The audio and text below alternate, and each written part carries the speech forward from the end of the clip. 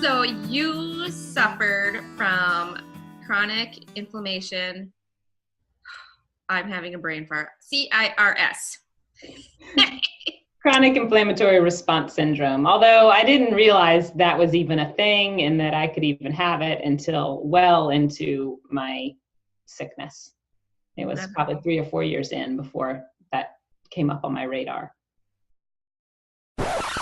So let's maybe then go back those 3 or 4 years and talk about like what happened and how did you know you were sick? And then we always like to know like what was your life like before you were sick? Like who were you? And then the illness came. What happened? How did you know? I was probably just a typical type A mom. I had 2 kids. We had everything we needed, had a great husband. At the time, had a female dog, so there was a little bit more estrogen in the house. And I was doing great. I had my graphic design business. I was working from home. I was a self-starter, an entrepreneur. And so everything was going really well, but I actually did notice that I felt empty. I mean, it's like I had all this great stuff and this great life, but something was missing. And I remember it was probably maybe 3 months before things crashed that I was just standing at the dining room table folding laundry and thinking, something's missing. Something has to change, even though on the exterior, everything seemed so perfect. Mm-hmm. And I didn't know what that was. We thought about adoption. We thought about having another child. We, trying to fill that void.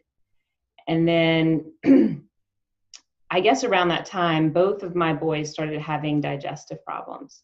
And my older one started having cyclical vomiting. So it was like clockwork. Every 10 days, he would have seizure-like vomiting. Oh and the teachers were really worried about him. He was in 1st grade at the time. And he would just sit in a circle and fall over and just vomit. And we went to all the doctors. We went to every mainstream specialist we could go to from head to toe, neurology to allergy to everything. And he got a clean bill of health. And so I talked to his pediatrician about maybe trying an elimination diet. And she thought it was silly and she didn't back me on it at all. But she didn't mind if I did it. And so I had heard some things about gluten and dairy, and he loved bread. So I thought the easier battle would be dairy. So I eliminated, and since I am type A, it wasn't, we went in all the way, completely eliminated dairy down to the butter and everything. And I did it along with him. And instantly, the vomiting stopped. He started feeling better, started getting color back to his face, wasn't catching colds as much. That was, how many years ago? 7 years ago now or so. I think he's thrown up 1 time since then. Wow. It totally changed. And I did that along with him just to support him, and noticed immediately that my allergies, seasonal allergies and congestion that I'd had my whole life, just disappeared. So I noticed there was something to it as well. And then not long after, my younger son started having the same problem. So we eliminated dairy for him, saw the same results.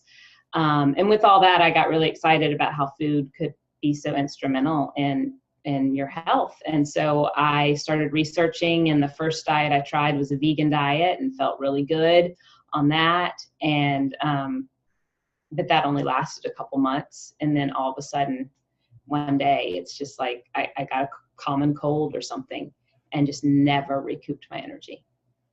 Wow. Yeah.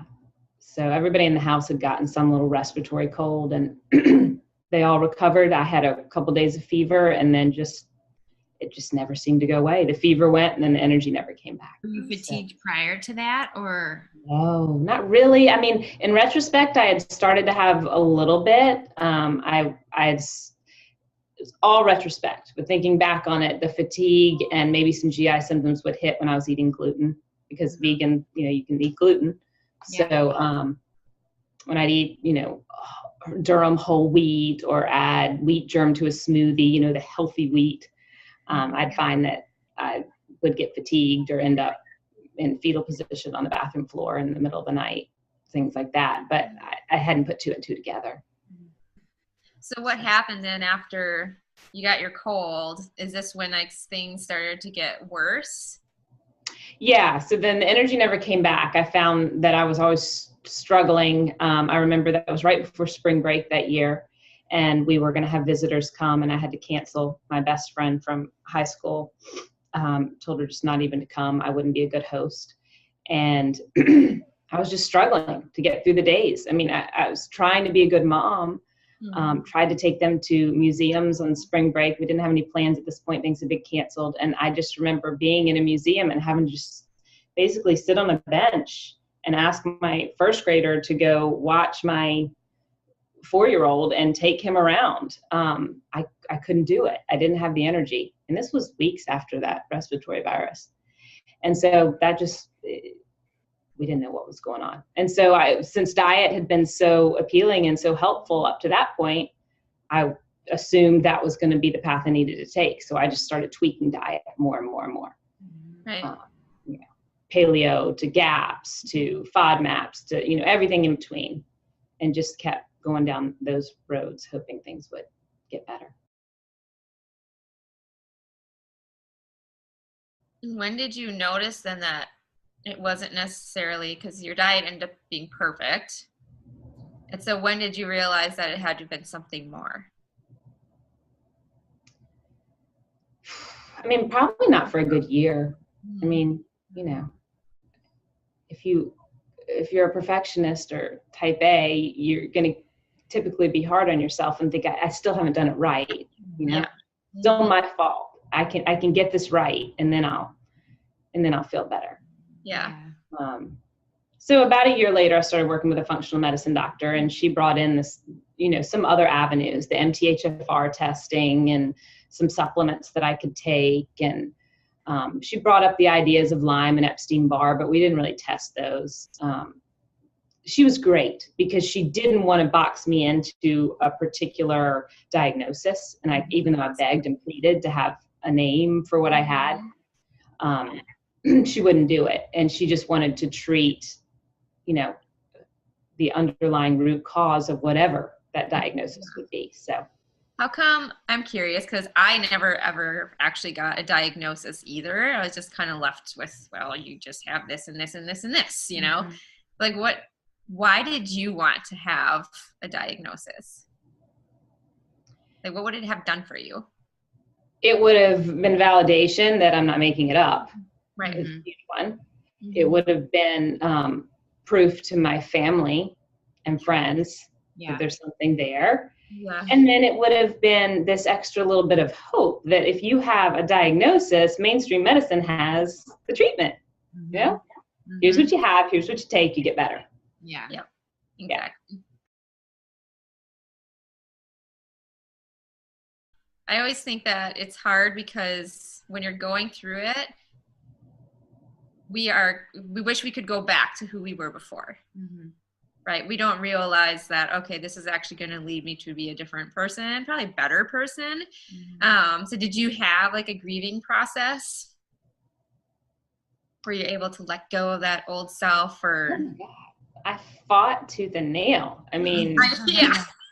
There was no grieving. There was just fighting. Yeah. Yeah. I'm not going to be this. I'm that person. Yeah. I'm the person who gets it all done. I am Superwoman. I am self-sufficient. Where is that person? It was a constant fight. So yeah, that grieving process was not graceful. No. At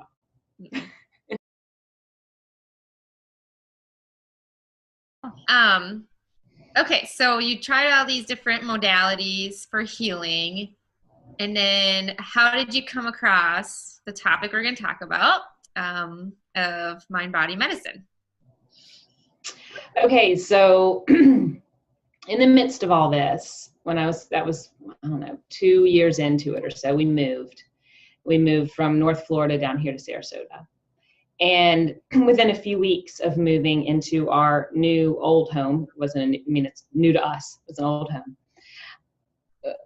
I began to guess that there was something off. I didn't actually, I knew that I shouldn't be around mold kind of intuitively, but didn't have that sense of, I didn't know the smell yet, clearly. And so I wasn't picking up on that, but I slept in my son's room one night and woke up looking like Elephant Man. This like completely, yeah, I had an acute reaction, I guess. And then I realized that the 2 weeks that we had been there, my son had been congested the entire time.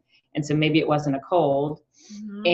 And so we just started investigating, and I could get into the details of the investigation, but it was a mess because we didn't even know where to begin, where to look, who to turn to, so it was not efficient whatsoever. But the end result was we did discover that there was a good bit of mold in multiple rooms, multiple floors of the house.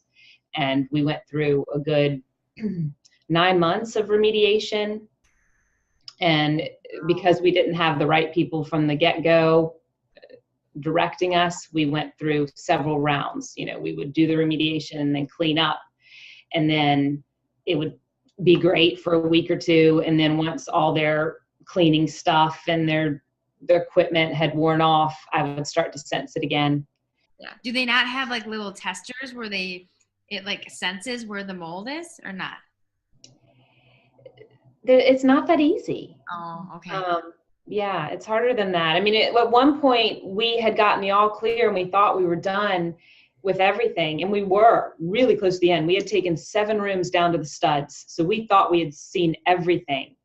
And I just said, you know what, since we're already down this far, why don't we just replace the doors? Because I'm worried they could have lead paint. We're already doing this anyway. And this is an older home. Let's just replace all the doors. It's not gonna be that much more expensive. Well, thank God I said that, because as they started taking the doors off and popping the frames, that was the worst mold we saw the whole time. And they had done air tests and tape tests right near there that had come back negative. But you have those door frames on there, and you can't detect through that. That's so good to know, because I was just telling Ryan, I'm like, I feel like it's still here. Even though everything has come back negative except for the HVAC system in our bathroom, but I still have this gut feeling that it's not gone. So I'll have to look into that. Yeah. Trust your gut. Mm-hmm. Yeah. Oh my goodness. So what are like typical, so you guys had sinus issues, you woke up looking like an elephant man. You guys don't know what Elephant Man is. That was a movie, I think, back in the 60s or something. So it's something I use when my face looks all contorted. Yeah.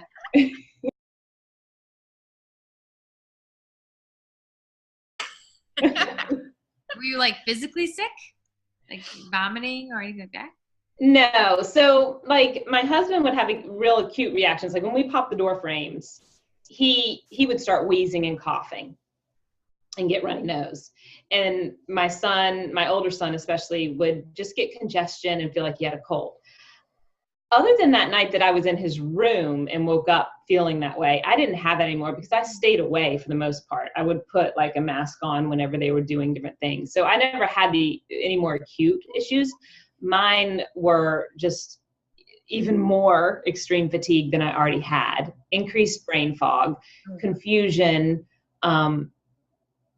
anger, a lot of mental stuff. It just didn't feel like me. It was the biggest thing. So yeah, that's when I knew. And then with all that going on, that's when I started to investigate mold illness and see if it was a thing beyond acute reactions. And that's where online research led me to Shoemaker, and survivingmold.com, and then to various blogs. And I ended up finding a Shoemaker protocol doctor and ended up getting tested and finding out the diagnosis that I definitively had CIRS, chronic inflammatory response syndrome. And then, going from there, starting his protocol. The thing was, as wonderful as it was working with him and getting the diagnosis and having that validation, I also was told that I would never, for the rest of my life, be able to spend time in moldy buildings, which can be practically impossible. I mean, I've gone to various practitioners where I can sense the mold when I go in there. So banks or wherever, there's going to be places that have mold. And I was also told at that point, since I had chemical sensitivities, that I would have to be on medication for that for the rest of my life. And I didn't, you know, food had been so healing for other things. I just couldn't fathom that there wasn't going to be some way to make me better without Western medicine like that. And without having to live in a bubble, you know, and my bubble was already getting bigger or smaller. Yeah. Yeah. And so, I wanted to be free. I wanted to live life like everybody else. And so serendipitously, it happened that this woman that I'd heard about from my functional medicine doctor years ago happened to be bringing her program to an hour away from my home in Florida. She's a psychologist from Canada who rarely, if ever, comes to the East Coast. And within, you know, days of getting this sentence from the Shoemaker Protocol doctor, I got an email that she was bringing her program down here. So that's amazing. Oh, and so wait, your functional medicine doctor you have been seeing years before mentioned her. Okay. Yeah, and I had actually done this woman's online course years ago, but I just didn't stick with it. Yeah. Seems and like you don't necessarily see results right away either, where you can with food, right? Like food is a pretty immediate reaction. I don't know. I mean, you can. I think you can, just maybe not in the alleviation of your symptoms, but in your ability to feel joy. Yeah. And Yes, to that's just true. overall feel better and more optimistic and more joyful. Yeah, you can see those quickly. And actually, in this 5-day program that I went to, there were people there who were, you know, they were doing the dietary approaches as well. So they came to the program limited to 3 or 4 foods, because that's, you know, how it is when you're starting to do these dietary protocols. It's like less and less and less you can tolerate. And by the end of those 5 days, they were eating whatever was on the buffet. So that's in 5 days they were seeing those changes. That's because their body was shifting to being in the sympathetic nervous system, the fight or flight, into being in the parasympathetic, in the rest and repair. Rest and digest and repair. So you see how they could really tolerate these foods better. Everything was starting to function properly. The body was starting to heal, which it wants to do. We just so often get in the way. So what does it entail then? So like tell us about it. Yeah. Give us the juicy deets. Yeah. Oh, well, I mean, it's hard to explain in, you know, a few sentences. It is a mindset, but it's not mind over matter. It's not just think I'm going to feel well and I'm going to feel well. It's much more than that. And I think that diminishes the degree to which we're sick. When people say, oh, you can just change your mindset and you'll be better. It's all, because then it makes it look like it's all in your mind. That's not what it is. We are having physiological manifestations of disease. It's just that the mind can help flip the switch so that the body can then start to heal. A lot of it has to do with, a key part of it is visualization. I'll say that the woman's program that I went to, she teaches a kind of a dialogue you have with yourself, and you practice it. She had you do like an hour a day outside of symptoms or triggers. So you just set up time as if it were a meditation and make sure that you make that a part of your daily practice, and you go through this dialogue that you create during this program. And it's made to have your mind kind of speak to your body and get you out of, like I said, out of your fight or flight and into your more calm parasympathetic nervous system. But it's also more than that, because meditation can do that. It's actually calming the limbic brain. It's teaching the limbic brain, which is the part of the brain that's always on the search, on the lookout for dangers in the environment. It's teaching it that all is okay. Mm-hmm. It's okay. You don't have to be hypervigilant anymore. You're no longer immersed in a moldy house, or you're no longer whatever it is, whatever traumas you've had, you're no longer in those situations. You can calm down now. But you've got to actively teach your brain that.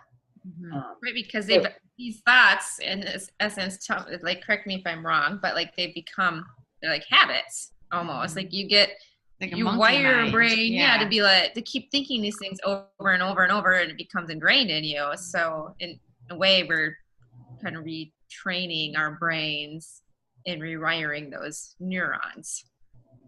Yeah, because a lot of these become subconscious patterns. So you've got to get in there and break these subconscious patterns before they have their same cascade of events. So anyway, you practice the dialogue on its own. And then when you've practiced that and your body knows what you're trying to teach it, then you're better able to, in the real world, when you face symptoms and triggers in your daily life, go and use this dialogue and intercept it before these patterns turn into that same physiological cascade of events in the body.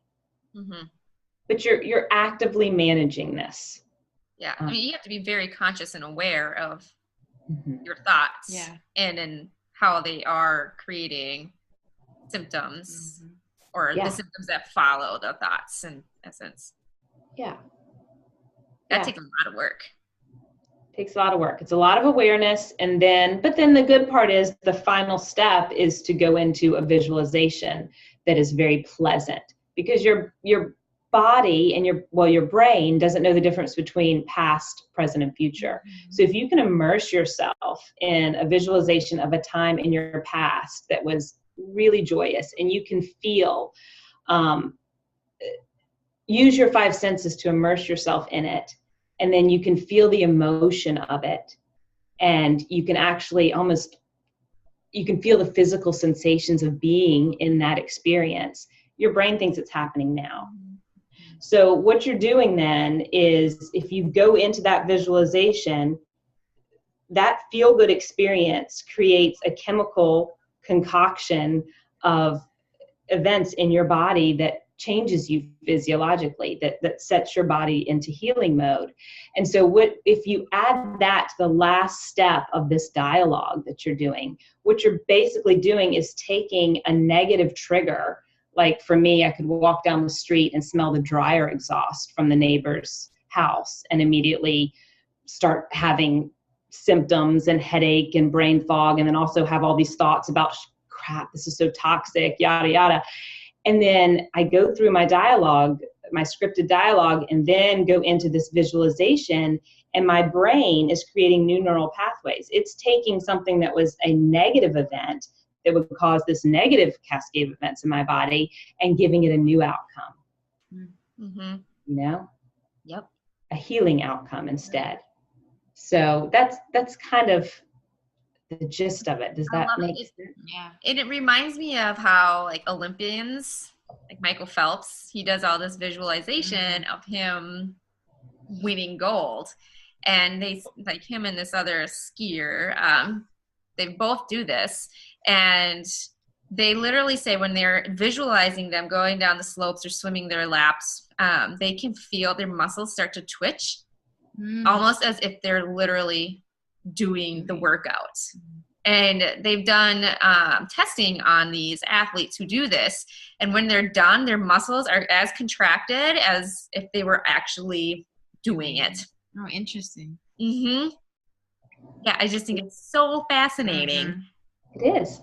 And that is time and time again. There have been more and more studies of that. Norman Doidge has a whole book on neuroplasticity and references all these different studies where people have used their mind versus somebody doing this practice in real life, and how the outcome is often very close, if not the same.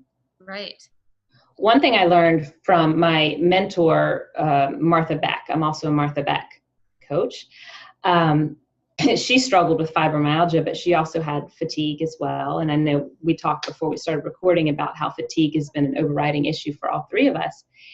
I did this for a while. This is one where you don't visualize necessarily a past experience or a joyous future experience, but you just lay there, you put a timer on for 10 minutes, and you visualize yourself being super active, doing everything active you can think of. You imagine climbing mountains or running marathons or swimming or whatever activities you like to do, and you stay in it for the whole 10 minutes.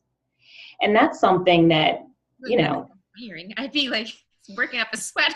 Like, yeah, but if you do that day in and day out for, you know, try it for a week and see if your energy levels and the lulls of your day get better. I mean, maybe if you start to feel fatigued, you know, if you need a nap, you need a nap. But if you don't need a nap, or as you're coming out of your nap or whatever, try that. Put on a timer for 10 minutes and then do that for a week and see if your energy levels are shifting. Have you done it? That's interesting. Has it been helpful for you? I did it back when I need to do it again. This is refreshing my memory. But yes, I did it when I was studying under her. I did it for a little while, but I didn't do that one consistently. And I think I wouldn't mind trying that one again. Maybe since we all have that fatigue around the same time of day, we should all go do that. Yeah. We could all hold each other accountable. Yeah. That's the big thing. Yeah. Yeah. That would be really fun. I feel like I would start running. Like my legs, I feel like would just start going. Because if I like imagine myself physically active, then I just all of a sudden just get pumped up and ready to go do it. Yeah. See? I mean, that shows you right there the power of the brain. I mean, you already know it. Yep. You know it. It's just hard to overcome. I mean, if you're overcome by pain or fatigue or brain fog, to think greater than your symptoms, that's very hard. You just want to succumb to them. Yeah, just lay down. Well, you know, it's funny you say this because just the other day, someone was asking me, like, how do you keep, like, fighting and going through this? And, like, because like, if it was anybody else or me, I would have just given up. Like, so how do you keep yourself going? And then this kind of leads into Joe Dispenza I was going to ask you about. But I have, like, this vision, and I always have. It's the same vision, and when I do Joe Dispenza's meditations, this vision comes up too, of where I want my life to be and what I like, how I'm feeling, and it's this most freeing sensation, and I can literally just picture that in my head, and I can feel it. Like I get goosebumps. Like you have goosebumps. Yeah, thinking about it, because it just like that's where I want myself to be, and so I'm like that is like, and that feeling that I can like connect with instantly is what keeps me going. And it gets me, a lot of times it gets me out of that like miserable place. Yeah. That's cool. And when Joe Dispenza is, you can tell more, but like at the end of one of the hour-long meditations, I did it for an hour. Yeah, and I did it for a while, for like a month straight, and then work got too crazy. That was when I was working in an office. So I would go sneak out and go do it in my car in the cold. Oh my God. To do this meditation during lunch hour. But whenever I'd be done, I would just be bawling my eyes out because I really felt like I was in that place and I was healed. And then I would just like come out and be like, after the tears stopped, I would just be so happy. That's like cool. Crazy. That's strong. Yeah. So with that said, you started looking into some of his stuff too and implementing that in your life. Yeah, and he said at some of his workshops that the people who have, and I might misquote this, but he's had people who have had spontaneous healings. I mean, people in wheelchairs and things like that at his events.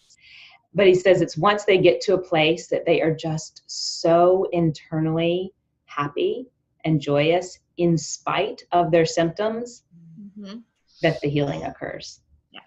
And what I like is with your program, the Free Your Mind program, I'll never forget because I've done the Happy Day Challenge when I was at my worst. Like I would go out and find something that made me happy because that would help me get out of the suffering. And then I would always have to watch something really funny at night in order to help me like calm my mind and put me to sleep and whatnot. And then you do that with one of your modules. And I just love that. Like laughter, was it like module 1? Yeah, it started with laughter as medicine. Yeah.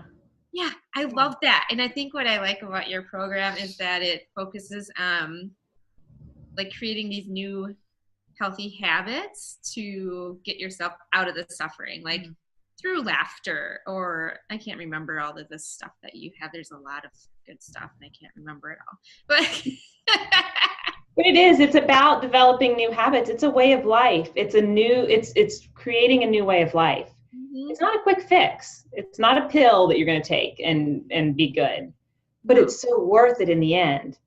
I mean, I live totally differently than I lived 6 or 7 years ago. Mm-hmm. Totally differently. Mm-hmm. And I fought it. Like I said, it wasn't graceful. So when do you think you accepted or have you accepted? I think I've accepted probably like 90%. There's still a part of me that mourns the go, go, go Energizer Bunny. Some days it's worse than others, I think. Yeah. Yeah. But no, the more I accept, the faster I see, changes. And I mean, the struggle is the struggle against who I really should be or could be drains energy. I mean, when you just let go of the struggle and just succumb to it and just say, okay, I'm tired. I'm going to rest. That wasn't who you were supposed to be. Mm-hmm. This is right. who you're supposed exactly. to be. And it just took you that journey to get to where you are today. We were part of, I don't know if you guys know Mind Valley. Yeah. Oh gosh, he's great. I can't pronounce his name. Yeah, I didn't his name, but I heard Visham or something. Yeah. But I love how he just goes on YouTube one day and he sees it. Sorry. We look like you. Right, whatever your name is. I like that he talks about the cultural rules, like bullshit rules. Oh. Yeah. How we all feel like we need to be, doing the corporate job, having the nice house and the kids and the dog and all the perfect Pinterest Martha Stewart perception. Mm-hmm. And I feel like that's where we were, but our bodies knew that that's not where we were supposed to be following those rules. And so that's why we got sick. Mm-hmm. Yeah, exactly. Be like, wake up. Hello. Right. You're not one of those rule followers. Yeah. And it doesn't make you happy either. You find that it's not happiness. Mm-hmm. So where are you at today? In terms of health, I think that I pretty much don't have any symptoms. We were talking before that sometimes it must be cortisol levels. So, I will get tired, and it's funny now because all that resistance against taking a nap for so many years, now it's like if I'm not tired, I almost miss it. Like, I'm not tired, and I really love that 3:00 nap, where is it? So that is one thing left, but maybe it will be here for the rest of my life. I mean, in Europe, they take siestas every day. Mm-hmm. Mm-hmm. Yeah. Well, people said that like 2 p.m. and 2 a.m. are the times where the body is like just naturally most tired. And so that's why people have like these afternoon slumps. Mm-hmm. Interesting. Maybe there's something to that. I don't know. Yeah. So that's really all that's there. And I've learned to just make peace with it and, partner with it. And I'd say, but then spiritually, I'm probably 500 to 1,000% better. I mean, I'm on a much better journey now. How different is your life now compared to what it was? It is so slow. And that's okay. Like I said, it was a struggle, but now I enjoy it. I don't go to bed at night judging how many things I got off my to-do list to make me feel like I've accomplished. Yeah. Mm-hmm. It's more, who did I interact with? What was the expression of my son's face when we talked about this? Or what did I get to do outside today? Or, that's how I judge my day instead.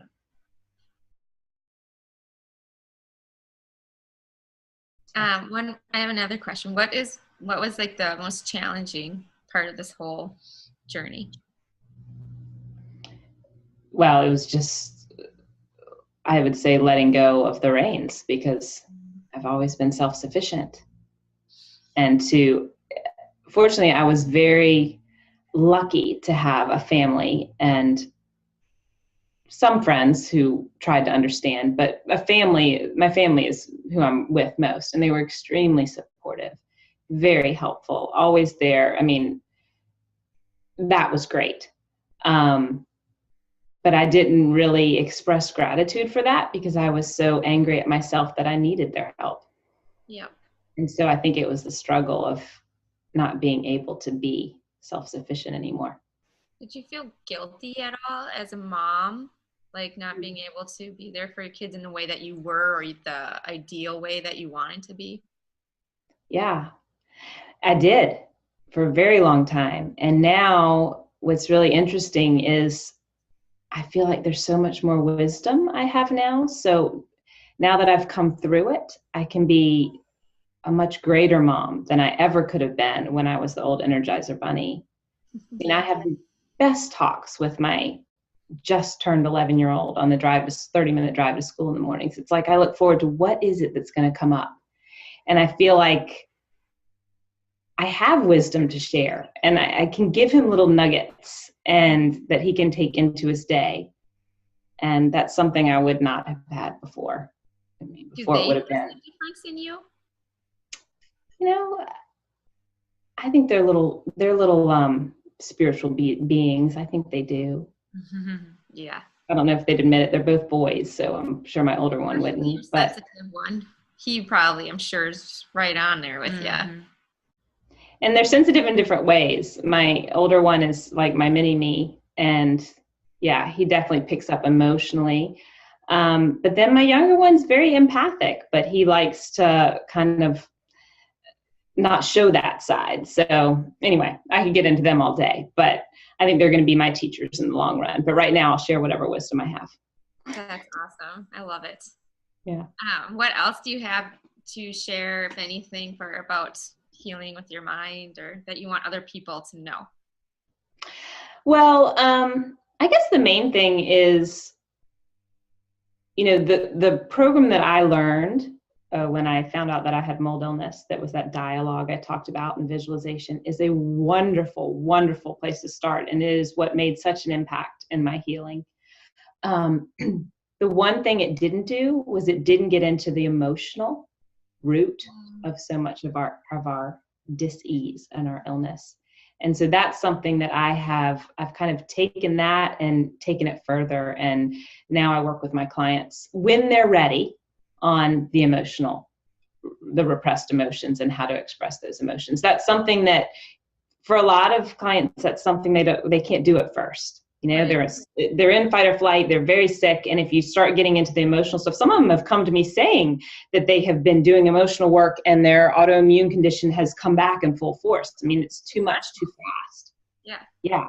And they think that's the route they're supposed to take. But no, I think it's very important to get the limbic system calmed down first and not necessarily dive into the emotional stuff. And then once that's under control, I think the next layer of the onion is to get into the emotional piece of the puzzle. And so that's a whole nother interview we could talk about, but that is something else that we do. But that's a really good point, because you have the emotions that are from your past that you might be trapped, but then you also have now emotions from the illness that could be, it just keeps, those ones are strong emotions. Yep. What programs do you offer? I just have my one program, and it's the amazing, not just. I've kind of reworked it. I was doing several things. I would do just one-on-one coaching and then also do the program. And now I've just combined it all. So it's the 6-week course that I developed, Free Your Mind. And it's a good introduction into the science of neuroplasticity. And clients then walk away with a process they can use, much like the dialogue I talk about that I learned from my course, but it's changed. It's my take on it. And so they have a process they can use daily, they practice with on their own, and then use when they're immersed in symptoms or triggers. There's also a group that goes along with it. So we've got a Facebook support group, and I do group calls every other week. And there's also a meditation library that I created. So it's meditations that I put together. And they're kind of sequential, and they have certain times you use them, all that. And then there's 2 coaching sessions with me that come along with it. So that's all part of one big package. And the goal is that, you know, for most people, it would be enough to springboard them on to taking it from there, because my goal is not to have anybody tied to me. They've been tied to functional medicine doctors and supplements and drugs and acupuncturists or whatever, different protocols and things. I don't want to do that. I want to empower people to take their healing into their own hands. Yes, exactly. And I feel like we need more people like you who work on this side of things, because there's so many nutritionists out there, but focusing on the mind body work, it's not as prevalent. So yeah. I hope to be the bridge for people who have maybe never been exposed to this mind body stuff. You know, they've been very conventional, even if it is functional medicine, but they've always been in that, you know, Western side. I would like to be the bridge into this other kind of spiritual side as well. It doesn't have to be spiritual. I mean, I teach it from a scientific perspective. And then once people have these tools, they can make it their own. Yeah. And I think it is a really good bridge, because it does, like, module 2 is very sciencey, which is awesome. And so people who do it need to prepare themselves for module 2. But I think it's great. I don't think it's not too overwhelming. I think you do a really good job bringing it to a more basic level, because it is complicated, you know, and you want to be able to tell people and get them to understand what is going on. But then I also like that it is also, to me, I found there's like very more spiritual aspects to it. So I like that it was like there's a good combo. Good. Oh, thank you. I thought it was very well done. I think I still have a couple of modules to do. Now that I'm done with the nutritional therapist thing, now I can start getting back to it. Yeah, more time. Yeah. Good.